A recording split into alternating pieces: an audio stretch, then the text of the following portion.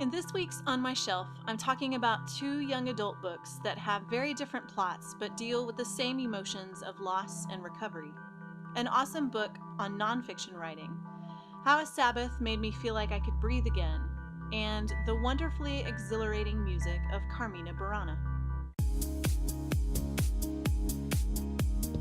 I go through these little seasons where I'll read all middle grade fiction, or all adult fiction, or all young adult fiction.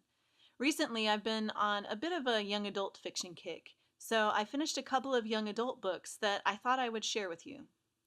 A couple of months ago, my book club read Madeleine L'Engle's A Ring of Endless Light, which is part of the Austen Family Chronicles, a collection of 5 books. This one was the 4th book, but it doesn't feel like you're being thrown right in the middle of things. L'Engle does a great job of writing her series so that people can pick up the books at any point and not feel completely lost. I've been a fan of L'Engle for a long time, but I had never read this series. I still plan to read the rest of the series, but for now, my shelf is a little full. A Ring of Endless Light was a sweet story about a girl visiting her dying grandpa. While her family seemed a little too perfect to be true, I found that the elements of science and poetry that L'Engle introduces into the story seem to move it along more than the actual plot line. Vicky Austen, the main character, is trying to come to terms with grief and identity and how the world is the same or different after a beloved person has passed from it. The book begins intriguingly with a funeral, and Vicky's voice was curious, open, and one that young adults could still identify with, even though the book was written many years ago. The second young adult book I wanted to share was one called All the Bright Places by Jennifer Niven. This was the story of 2 teenagers, Violet and Finch. Finch is a disturbed individual who has attempted suicide and suffers from a mental illness that's not entirely clear until close to the end. Violet is a girl who suffers from depression, and they find each other on the top of a bell tower at their school when both of them are considering suicide.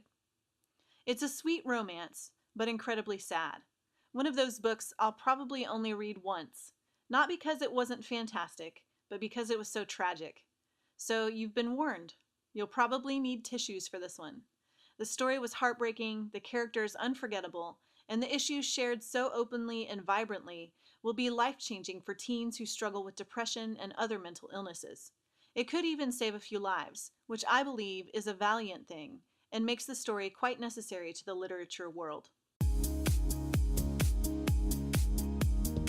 Lately, I've been lost in Telling True Stories, a nonfiction writer's guide from the Nieman Foundation at Harvard University. This is a book about telling true stories, as the title suggests. But let me just tell you, when you start reading the collected essays from famous nonfiction authors and journalists, you will be more than learning. You will be inspired to write your own contributions to the world of nonfiction, whether it's essays, narrative nonfiction, or daily news stories. This book is an incredible resource to have on hand for those who are interested in pursuing a nonfiction career. You'll learn from people like Malcolm Gladwell, Nora Ephron, Gay Talese, Philip Lopate, Tom Wolfe, and so many other masters. You'll learn about things like the proper way to conduct an interview, how to go about excelling at participatory reporting, how to write personal essays, developing characters in your nonfiction stories, and so much more. My wheels are turning now about a narrative nonfiction project that's been on the back burner for a really long time. I'm looking forward to carving out some space to begin using the skills I learned as a reporter. So stay tuned for that. I just returned from observing a Sabbath week, and I cannot tell you how much I needed it.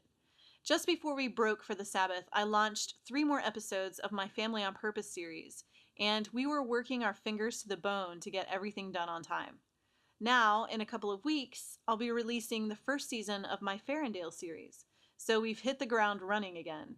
But it was so great to have a break, where I could just read and soak in the lives of my boys and celebrate my husband's birthday and get away from work. It doesn't matter how much we love our work, we need breaks every now and then.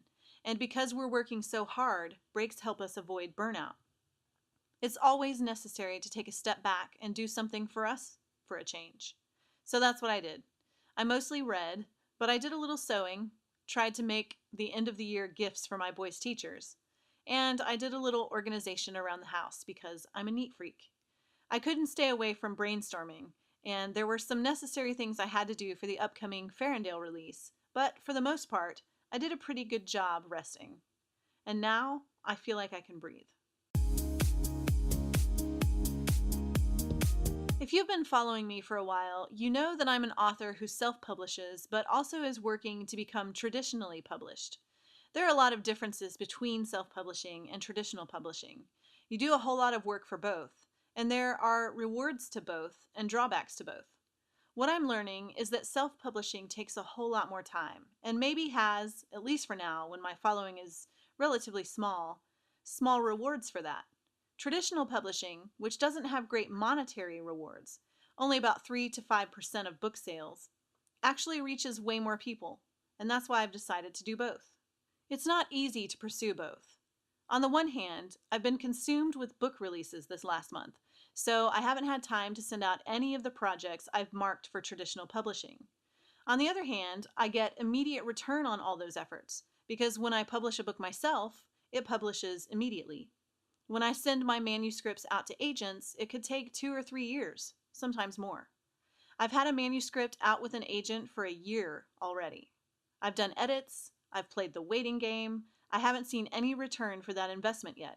I know I will, but traditional publishing is a much longer game, which is okay, because it also means that one day I'll be on the shelves of local libraries and in physical bookstores, which only happens with runaway bestsellers in the self-publishing world.